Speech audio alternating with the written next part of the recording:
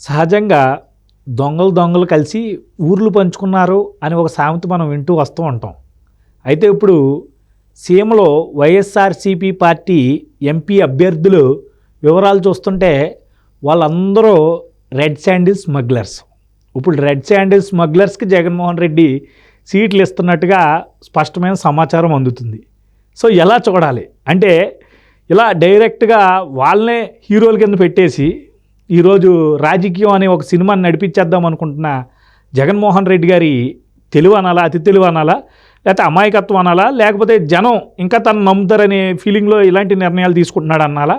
మీరేమంటారు దీని మీద? మరి పుష్ప 1 చూసావు కదా, పుష్ప 2 అనమాట. అంటే రెడ్ శాండల్ స్మగ్లింగ్ గత 5 ఏళ్లలో జగన్మోహన్ రెడ్డి పరిపాలనలో విపరీతంగా జరిగింది. చంద్రబాబు ముఖ్యమంత్రిగా తెలుగుదేశం ప్రభుత్వ హయాంలో రెడ్ శాండల్ స్మగ్లింగ్ వాళ్ళ మీద ఉక్కుపాదం మోపారు, అణిచేశారు. అసలు చంద్రబాబు తీసుకున్నటువంటి కఠిన నిర్ణయాలకు తట్టుకోలేక విదేశాలకు పారిపోయారు. విదేశాల్లో ఉన్న స్మగ్లర్లను కూడా తీసుకొచ్చి జైల్లో వేయించాడు చంద్రబాబు అప్పుడు ముఖ్యమంత్రిగా. ఇప్పుడు నీకు చిత్తూరు, కడప, తిరుపతి అదంతా శేషాచలం అడవుల్లో రెడ్ శాండల్ అనేది ఒక పెద్ద వనరు, దానికి చాలా వాల్యూ. ఏది ఆ కట్టె నీకు ఎక్స్పోర్ట్ కూడా చైనా వాటన్నిటిలో బొమ్మల తయారీ వీటన్నిటికి ఉపయోగిస్తుంటారు. ఇది ఇవాళ వైఎస్ఆర్ కాంగ్రెస్ పార్టీకి కనక వర్షం కురిపిస్తారు. ఈ 5 ఏళ్లలో మొత్తం అన్నీ ఎత్తేసారు. గతంలో కూడా గంగిరెడ్డి అనే ఒక అతని పేరు ఎక్కువ వినిపిస్తూ ఉండేది, కొల్లం గంగిరెడ్డి. అదే అతనే విదేశాలకు పారిపోయాడు, రాజశేఖర రెడ్డి హయాంలో దోచుకున్నాడు. సింగపూరు, కౌలాలంపూర్, దుబాయ్ అన్ని చోట్ల తిరుగుతూ అటు శ్రీలంక వెళ్తున్నాడిని పట్టుకొచ్చారు. అంటే విదేశాలకి పోలీసులను పంపారు, ఇంటర్నెట్ పోల్ ద్వారా నోటీసులు పంపి అతను పట్టుకొచ్చి జైల్లో వేశారన్నమాట. ఎవరు? ఆ కొల్లం గంగిరెడ్డి. ఇప్పుడు అతను అక్కడ వైసీపీ నాయకుడు. ఏది ఈ 5 ఏళ్లలో ఆయన కొన్ని నియోజకవర్గాలను డిసైడ్ చేస్తున్నాడు. రైల్వే కోడూరు, కడప, ఆ ఏరియాలో మైదుకూరు, వీటన్నిటిలో కూడా ఇప్పుడు ఇన్నాళ్ళు ఏంటంటే రెడ్ శాండల్ స్మగ్లర్సు వాళ్ళు పెట్టుబడి పెట్టేవాళ్ళు వైసీపీ క్యాండిడేట్లకి. ఎవరు అభ్యర్థిగా నుంచుంటే వాళ్ళకి డబ్బులు ఇచ్చి గెలిపించేవాళ్ళు. ఇప్పుడు ఏం జరిగింది, నీకు వాళ్ళకి పెట్టుబడులు మేం పెట్టడం ఏంటి అని చెప్పి జగన్మోహన్ రెడ్డి గారు మీరే దిగండి అసలు క్యాండిడేట్లుగా అని చెప్పి స్మగ్లర్స్నే క్యాండిడేట్లుగా ఇప్పుడు ఈ ఎన్నికల్లో దించేస్తున్నాడు. నీకు ఉదాహరణ చిత్తూరు ఎమ్మెల్యే విజయానందరెడ్డి. ఆయన మొన్న ఈ 5 ఏళ్లలో ఏపీ ఆర్టీసీ వైస్ చైర్మన్ ఏదో చేశాడు. ఇప్పుడు ఆ విజయానందరెడ్డే వైసీపీ క్యాండిడేట్ ఎక్కడ? చిత్తూరు అసెంబ్లీ. చెవిరెడ్డి భాస్కర్ రెడ్డి, ఆయన అసలు పెద్ద రెడ్ శాండల్తోనే ఎదిగినటువంటి వ్యక్తి. ఆయన పైన ఇప్పుడు ఒక 50 కేసులు ఉంటాయి. ఎవరు? చెవిరెడ్డి భాస్కర్ రెడ్డి మీద. ఫారెస్ట్ ఆఫీసర్లను కొట్టిన కేసులు, లేకపోతే ఈ రిలయన్స్ బంకులు ధ్వంసం చేసిన కేసులు, ఆర్టీసీ బస్సులు దగ్ధం చేసిన కేసులు, దౌర్జన్యాలు, ఇవన్నీ కూడా ఏది భూ కబ్జాలు 50 కేసులు ఉంటాయి ఒక చెవిరెడ్డి భాస్కర్ రెడ్డి మీద. అతను ఇప్పుడు ఒంగోలు ఎంపీ క్యాండిడేట్ అంట. అతను వద్దు, మాకు మాగుంట శ్రీనివాసరెడ్డి కావాలి అని పాపం బాలినేని శ్రీనివాసరెడ్డి పట్టుబట్టాడు. అసలు మాట్లాడే పనే లేదు, మాగుంటని టికెట్ ఇచ్చే పని లేదు, చెవిరెడ్డి భాస్కర్ రెడ్డిని దించుతున్నాడు ఇప్పుడు అక్కడ.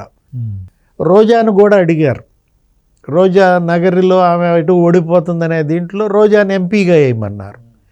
రోజా ఏంటి, ససేమిరా నేను ఎంపీగా వెళ్ళను, నగరిలోనే పోటీ చేస్తానంది. ఏది అసలు ఇప్పుడు నగరి ఉండదు, అటు ఆ ఎంపీ ఉండదు. ఏది రెంట్కి చెడ్డ రేవడే రోజా. వాళ్ళకి పెద్ద ఇంట్రెస్ట్ ఏం లేదండి, పోటీ చేసినా ఓడిపోతాం అనే ఫీల్డ్లో ఉన్నట్టుగానే ఉన్నాడు అందరూ. అంతే కదా, ఇప్పుడు అసెంబ్లీకి టికెట్ ఇవ్వకపోతే మనకి 10-20 కోట్లు మిగులుతాయి.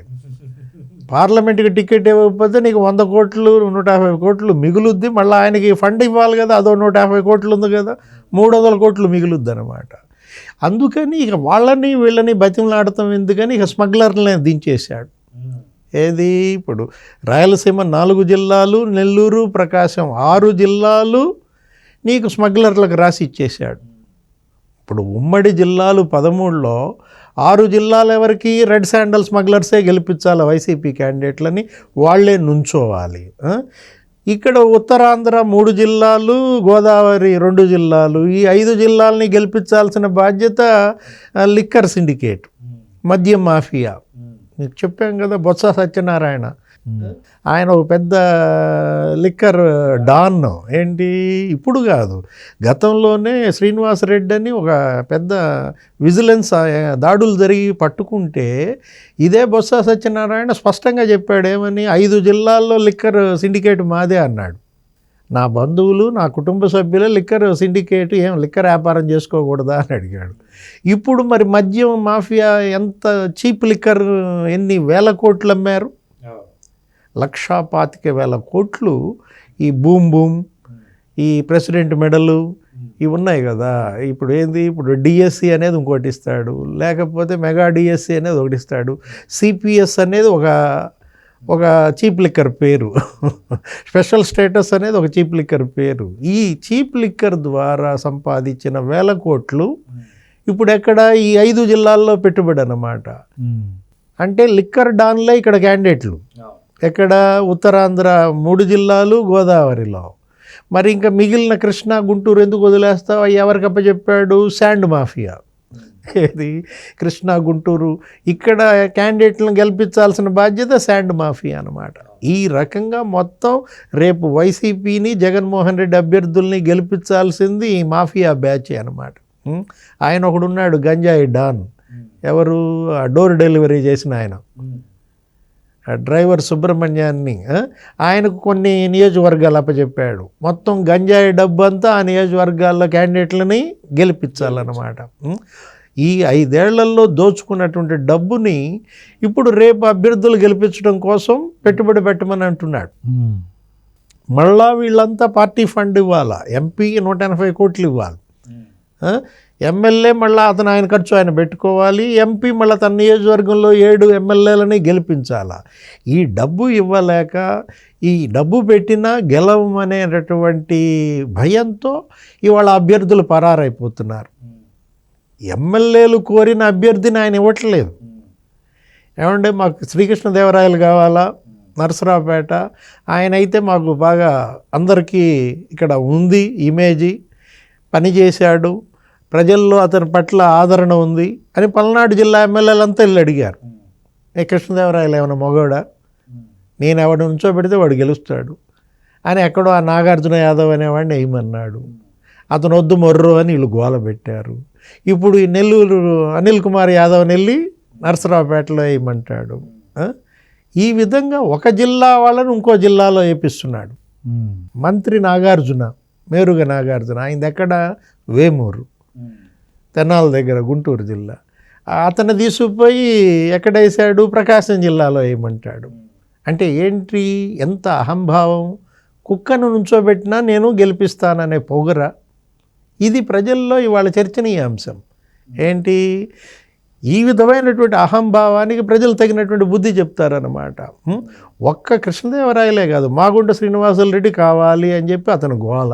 ఎవరు? బాలినేని శ్రీనివాసరెడ్డి. మాగుంట కుటుంబం నెల్లూరులో, ప్రకాశం జిల్లాలో గత 30 ఏళ్ళుగా 40 ఏళ్ళుగా వాళ్ళు రాజకీయం చేస్తున్నారు. ఎవరు? మాగుంట సుబ్బరామరెడ్డి దగ్గర నుంచి పార్వతమ్మ, మరి శ్రీనివాసులరెడ్డి. నీకు నెల్లూరులో, నెక్స్ట్ ప్రకాశం జిల్లాలో కూడా దాని ఇంపాక్ట్. ఆ కుటుంబం అక్కడ ఎవరు పేదల ఇళ్లల్లో పెళ్ళిళ్ళు చేసుకున్నా వీళ్ళే వెళ్ళి బహుమతులు, ఏదో పేదల వివాహాలకి సహాయం, చదువుకి సహాయం చేసే కుటుంబం. అంటే సంపాదించుకున్నారు, అది లిక్కర్ వ్యాపారమే. ఇట్లా ప్రజలకు అందుబాటులో ఉండటం, కొంత ఆర్థిక సహాయం అందించడం వల్ల వాళ్ళు వరుసపెట్టి గెలుస్తారు. అలాంటి మాగుంట శ్రీనివాసులరెడ్డి అతను ఏమైనా మగవాడా? అతను తప్ప నాకు ఇంకెవరు లేరా? ఎట్టి పరిస్థితుల్లో మాగుంటకి టికెట్ ఇచ్చే ప్రసక్తే లేదు, నేను నుంచోబెట్టినాడిని గెలిపించుకుంటా. అయితే ఇప్పుడు నాకు తెలియని డౌట్ ఏంటంటే, అక్కడ ఉన్న ప్రజానికానికి కూడా తెలుసు వీళ్ళ స్మగ్లర్లు అని, మళ్ళీ వాళ్ళనే గెలిపించాల్సిన పరిస్థితి ఎందుకు వాళ్ళకి వస్తుంది అక్కడ ప్రజానికానికి? ఒకవేళ అక్కడ తప్పు జరుగుతుంటే ఎందుకు తిరుగుబాటు కూడా చేయలేనంత దుస్థితి ఆ ప్రాంతంలో ఉంది. పేరుకేమో ఈ విజయవాడ, కృష్ణా, గుంటూరు ప్రాంతంలో ఉన్నటువంటి వ్యక్తులకు వీళ్ళకి కులగజ్జి ఎక్కువ, లేకపోతే ఇక్కడ స్వేచ్ఛ ఉండదు, కమ్మల్ డామినేషన్ ఇవన్నీ చెప్తారు. కానీ మేజర్ బెల్ట్, రెడ్డి ఉన్న బెల్ట్లో మాత్రం ఎందుకు అసలు స్వేచ్ఛ వాతావరణం కనిపించట్లేదు? ఏంటంటారు? అంటే రాయలసీమ ఇంకా ఇప్పటికీ కూడా విముక్తం కాల. ఇప్పుడు పాలెగాళ్ల రాజ్యం అని ఇప్పుడు కాదు, నీకు గతంలోనే పుస్తకాలు వేశారు కమ్యూనిస్టులు, నక్సలైట్లు. ఆ పాలెగాళ్ల రాజ్యం అనే పుస్తకంలో జగన్మోహన్ రెడ్డిది కూడా ఉంది స్టోరీ. ఏంటి ఇప్పుడు కాదు, అది వేసింది ఎప్పుడో 40 ఏళ్ల క్రితం. నక్సలైట్లు వేసింది అంటూ ఈయన పోలీస్ స్టేషన్ మీద వెళ్ళి దాడి చేస్తాడు. ఈయన స్టూడెంట్గా ఉన్నప్పుడు ఎన్నేళ్ళు ఉంటాయి, మహా ఉంటే 25 ఏళ్ళు 22 ఏళ్ళు. సింహాద్రిపురం పోలీస్ స్టేషన్ మీదకి వెళ్ళి దాడి చేసి ఎస్ఐను కొట్టి, ఆయన ఫ్రెండ్ ఎవడొకడు ఉంటాడు దంతులూరి కృష్ణ, ఆయన కులం పేరుతో కూడా పిలుస్తారు, అతన్ని విడిపించుకుపోయాడు అనమాట. ఆ కేసు ఉంది. అంటే రాయలసీమ అనేది ఒక సామాజిక వర్గం యొక్క అణచివేతకు గురైంది. అక్కడ బీసీ, ఎస్సీ, ఎస్టీ, ముస్లింలు వీళ్ళంతా కూడా స్వేచ్ఛ లేదనమాట. ఇప్పుడు నువ్వు నంద్యాలలో చూసావు కదా, అతను అబ్దుల్ సలాం సామూహిక ఆత్మహత్యలు, కుటుంబ సభ్యులతో సహా నీకు రైలు పట్టాల మీద పిల్లలను కూడా కట్టేసి అంత వేధింపులకు గురి చేశారు అతన్ని. అక్కడ ఏంటి, మిస్బా అనే అమ్మాయి చూసాం మనం, స్కూల్ ఫస్ట్ అమ్మాయి వస్తుందని చెప్పి ఆ సెకండ్ వచ్చేటటువంటి అతను, వాళ్ళు ఇదే సామాజిక వర్గం. ఆ అమ్మాయిని వేధింపులకు గురి చేస్తే మరి ఆ పసిబిడ్డ 10వ తరగతిలో ఆత్మహత్య చేసుకుంది. అంటే ఏంటంటే ఇంకా అక్కడ స్వేచ్ఛ రాలేదు. రాయలసీమలో ప్రజల బలహీనతలతో వీళ్ళు ఆడుకుంటున్నారు అన్నమాట. ఇప్పుడు ఒక సామాజిక వర్గం అణచివేతకు గురవుతున్నప్పుడు తిరుగుబాటు తప్పదు, ఎన్నాళ్ళు ఉంటుంది అది మాత్రం చూస్తారు కదా. ఒకవైపు తెలుగుదేశం పార్టీ ప్రభుత్వం ఎలా పరిపాలించింది, ఇప్పుడు వైసీపీ ప్రభుత్వం ఎలా పరిపాలించింది.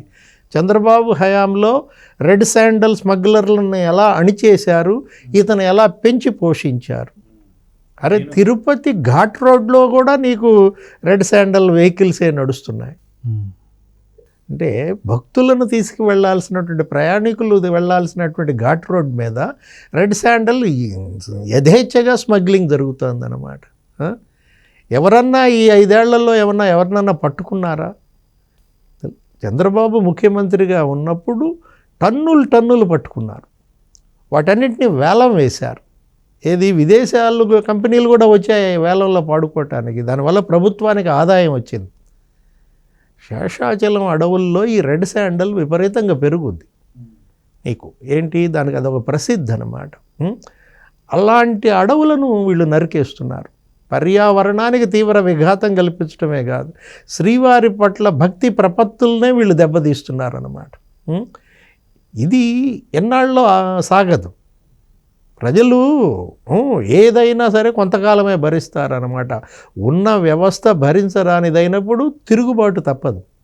ఏ రెడ్ శాండల్ స్మగ్లర్లనైతే నమ్ముకుని జగన్మోహన్ రెడ్డి ఈ ఎన్నికలు రేపు చేయబోతున్నాడో, ఆ రెడ్ శాండల్ వాళ్ళ భాగవతం, వాళ్ళ యొక్క బండారం, వాళ్ళ భరతం బట్టేది రాయలసీమ ప్రజలే.